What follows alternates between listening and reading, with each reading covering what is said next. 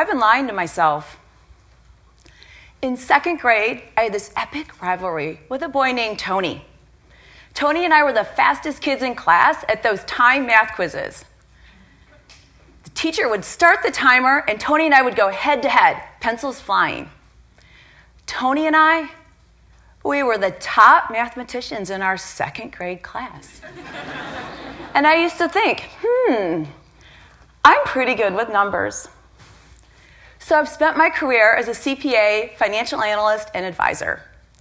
And I served as a trustee for the state of Illinois, helping to oversee over $23 billion in pension assets. But recently, I've realized I didn't go into finance because of my mad math skills. I went into finance to protect myself. Growing up, I saw women in my life who were financially vulnerable. Women who didn't have options, and women who were stuck. And I remember thinking, even as a little girl, I never want to be in that position. I never want to rely on somebody else to pay my bills. So yes, I could do the math. But more than that, I wanted to feel safe, and I wanted to help other women feel safe too. When I served on the pension board, I sat through presentations from some of the largest financial firms in the world. And I'll be honest, sometimes I didn't fully understand what they were saying. They'd gloss over acronyms and jargon like everyone in the room should just know. And here I was, a CPA, someone who's lived and breathed numbers my entire career, and I felt stupid. I'd raise my hand, and I'd ask what I thought were silly questions, and I knew if I felt that way, there were so many others that felt that way too. Only they didn't feel like they had the permission to ask. And that's when I met Sarah. Sarah was from one of the presenting firms, and she said, "Let me break this down for you." Sarah was tall and kind, and it was like she could read my mind. She didn't speak in jargon and acronyms. She spoke in real terms, like she actually wanted us to understand. And that moment made it crystal clear. Sarah wasn't trying to be impressive. She was trying to be accessible. And Sarah changed my entire perspective. Avoiding learning about your finances is a lot like avoiding the scale. For years, I wouldn't step on one. I thought, I don't want to know the number. If I don't know it, it won't stress me out. Spoiler alert, it still did. But here's the thing, whether it's your weight or your wallet, the numbers aren't for judgment. They're for awareness. And understanding your basic finances, just like stepping on the scale, is about being honest with yourself. Do you need to look at it every day? Absolutely not. But do you need to look at it now and then? Yes, because that's what's going to keep you grounded. It's going to give you a baseline, and most importantly, it's going to give you options. One important concept to consider is called FIRE. F-I-R-E. Financial independence, retire early. While the idea of early retirement is what grabs most people's attention, for me, it's the financial independent part that matters most, because that's what creates freedom. Freedom to make decisions based on what you want, not what you're stuck with. The freedom to take time off to care for a loved one, or the freedom to pivot to something new. Recently, when my oldest son graduated from college, it hit me.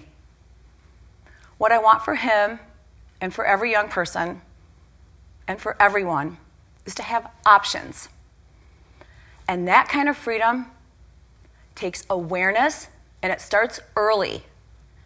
It starts by saving just a little bit from every paycheck, and it starts by learning to invest even when it feels intimidating. Because when you start young, the math is magic, and time becomes your biggest asset. And no, it doesn't mean sacrificing everything fun in your 20s. It just means building a habit that quietly builds you a life full of choices. And helping people understand that, especially women, that lights a fire in my soul. Today, women are still behind financially.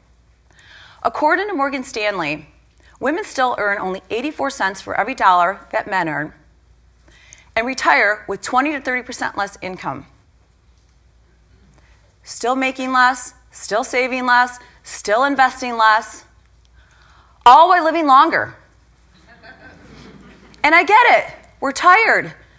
We're overwhelmed. Some of us don't know where to start. Some of us avoid. Some of us say, I'm not a money person.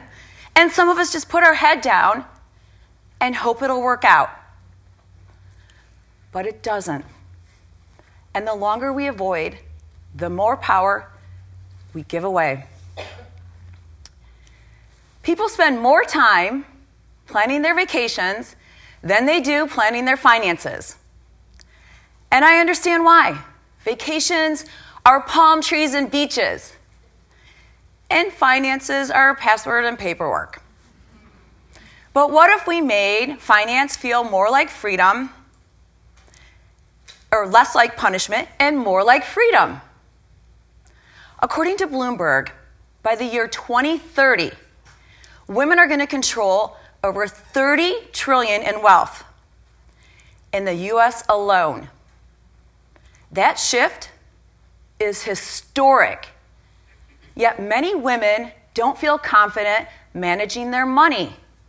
And that's exactly why financial awareness and involvement matter so much.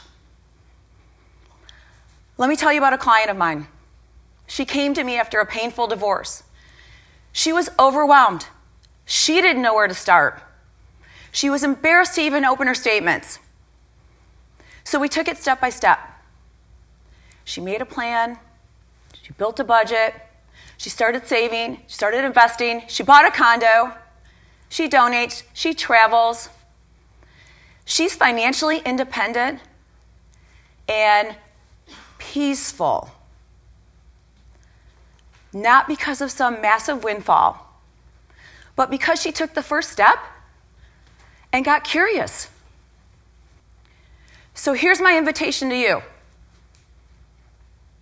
Get curious about your money. That's it. Just start there.